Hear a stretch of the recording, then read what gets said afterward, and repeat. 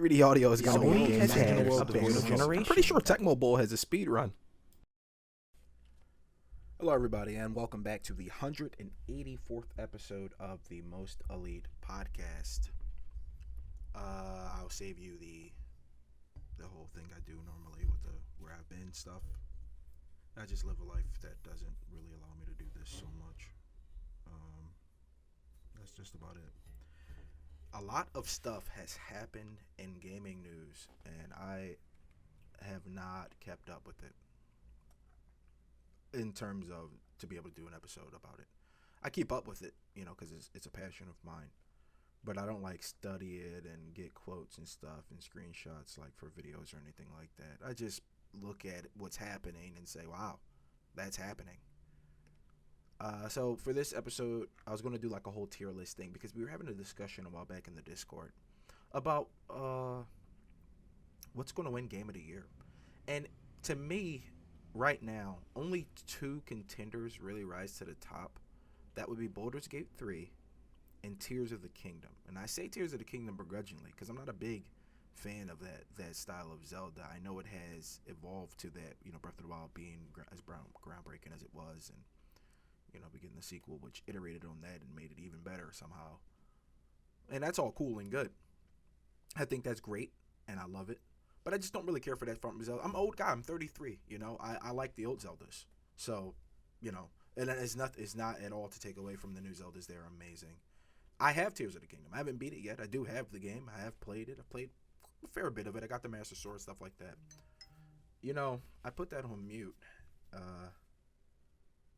And before I started recording this, and still, I literally muted. I muted it. I'm holding my phone in my hand right now. I'm looking at it muted, and still, the sound came through. Anyway, yeah, now it's vibrating, even though I silenced. What's happening? Hello? Just heartbreaking. Just heartbreaking stuff that happens to me. But anyway, I've played it. I do enjoy it. It's fun. But yeah, I just like the old Zelda. So, but I'm not foolish enough to believe that this game isn't what some would call a masterwork, right? So I think those right now, considering what's out and what's not out, I think those two games right now are in the running, in the lead for Game of the Year this year. And this year, we've had crazy games, and there's still more to come. The year isn't over. So this episode, I just wanted to talk about that pretty much. I just wanted to mention that I think Baldur's Gate is probably going to win Game of the Year.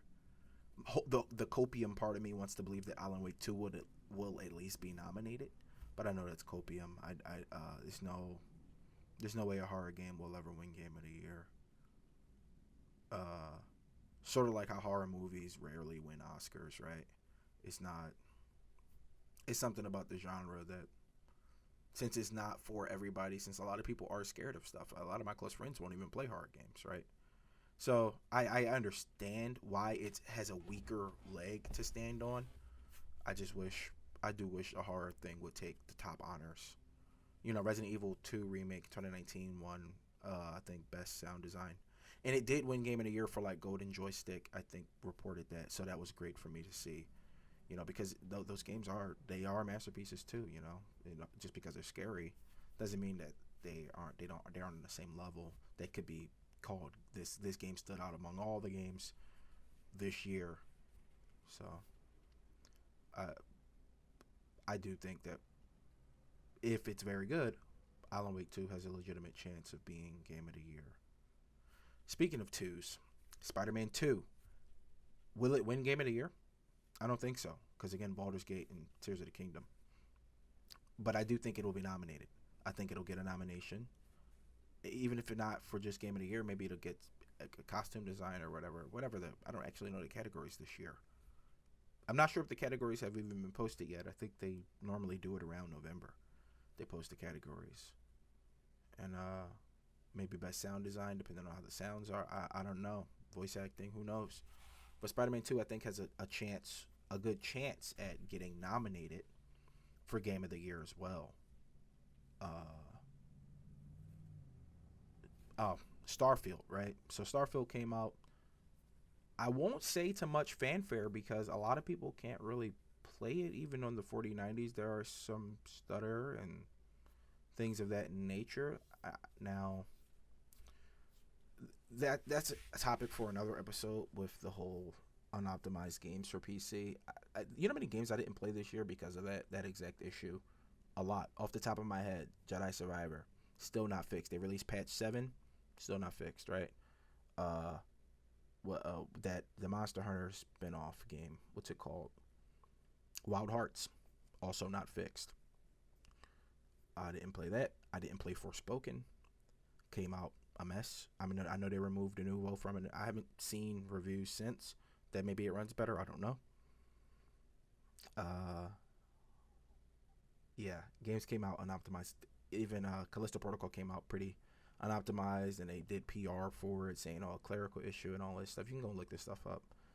And I did play that, and yeah, boy, were the frames bad, huh?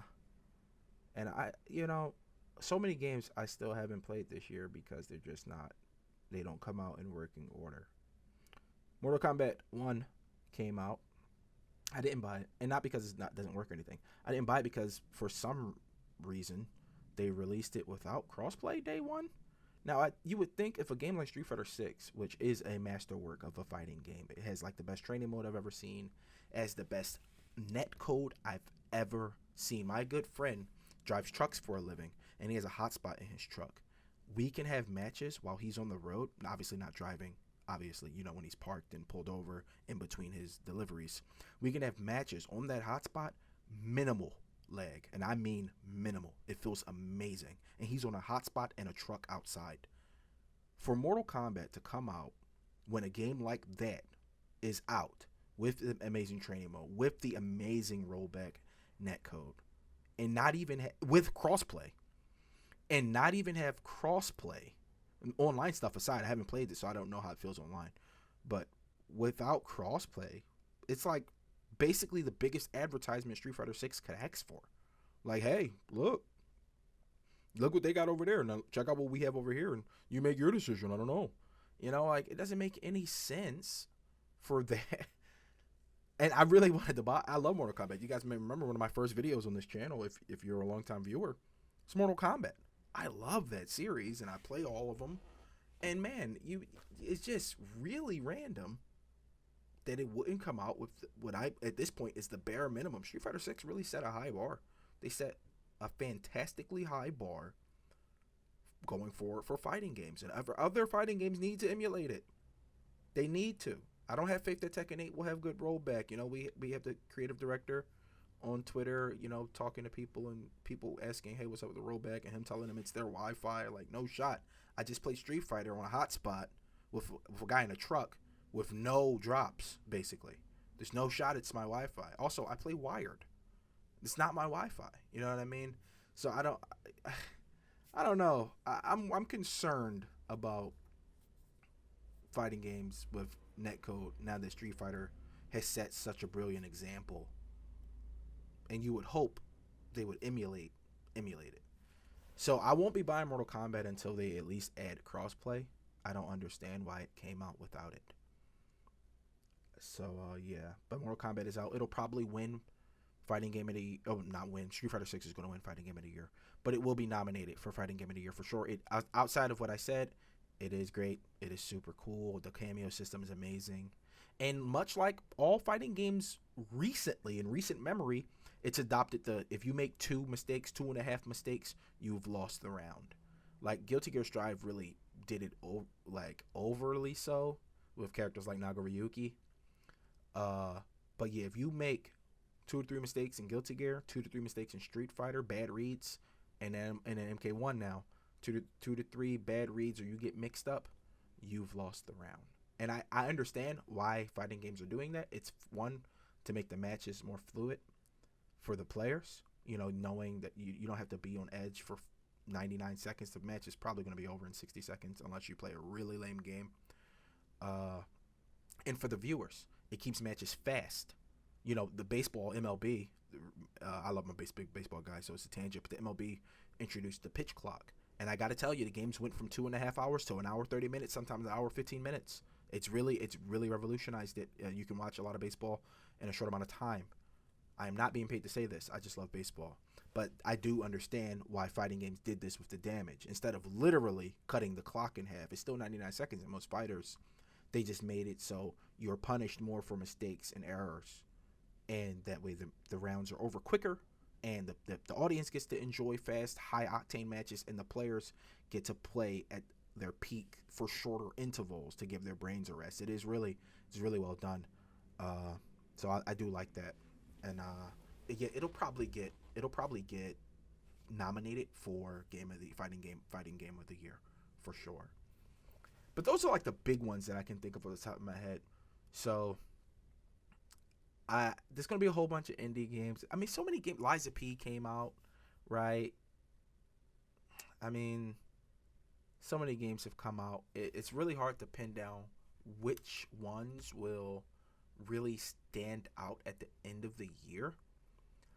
But I think as far as game of the year, which is what this video is about, I think as far as game of the year is concerned, I think Baldur's Gate or Tears of the Kingdom. I don't think anything else. I don't think any other game, even looking at I got a list here in front of me, even in looking at the list of upcoming games, even with the copium of Alan Wake, Alan Wake is 13 years old, right? And we're getting a sequel all these years later. And a lot of dedicated fans like myself have been waiting for it. But again, it's horror property. Horror doesn't really hit home with a lot of people, especially in video games, because it's scary. So I know it doesn't have a chance at Game of the Year.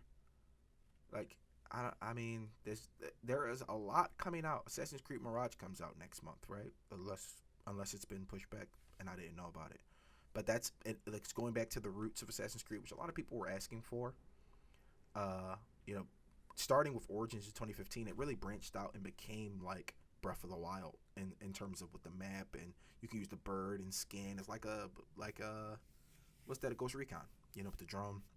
It really sort of became that sort of game, and I love that. I think that's really cool. The open world is really cool. It gave you superpowers after Origins, like in the second one after Origins. I cannot remember the title to save my life right now, but that one gave you superpowers.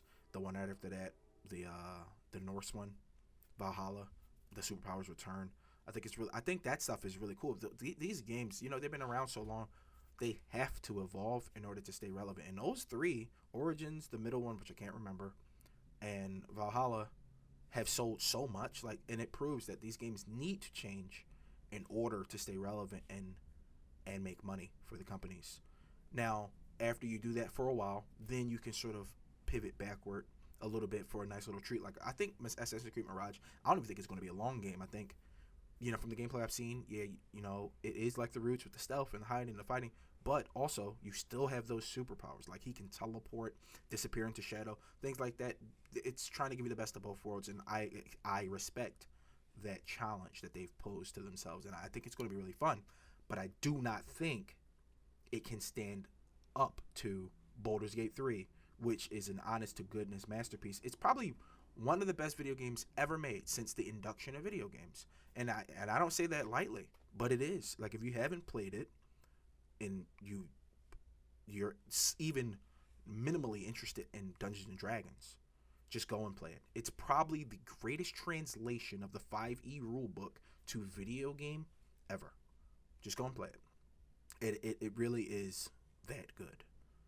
But I don't think Assassin's Creed Mirage can stand up to Tears of the Kingdom, right? I just don't see it. There's so many games coming, and there are a lot of games coming out. Still on Lords of the Fallen remake is coming, right? I know that's a small fan base, but it might surprise us. I mean, there's Spider-Man 2, that's really gonna, man. A personal favorite of ours coming, Ghost Runner 2. Me and my friend were very excited for that. Ghost Runner 1 was a surprise hit. We played it all night. Then we looked up some speed runs, like, oh my goodness. It really is. It's something. There's a lot coming out this year. That's why I really want to just focus on Game of the Year and what I thought could win it. And I opened with the two that I think will take it, Tears of the Kingdom and Baldur's Gate. I do think that only those two, even with this amazing lineup we have for the remainder of 2023, even with all of this, I just don't see any game taking those two off the throne. And we had a lot of games come out this year. We did. We had a lot of games come out this year. But I don't think any of them can dethrone Baldur's Gate and Tears of the Kingdom. I think it's going to be a hard race. I think Nintendo fanboyism might win the day for Tears of the Kingdom, even though, in my opinion, Baldur's Gate 3 is the far superior game. Tears of the Kingdom is a masterpiece, sure. Baldur's Gate 3 is better. But I don't know. What do you guys think? You can leave your comments and stuff below if you want. If you don't, that's completely fine too. I just want to thank everyone for checking back into the Most Elite Podcast here on our 184th episode. And we will see you next time. Thank you for watching as always.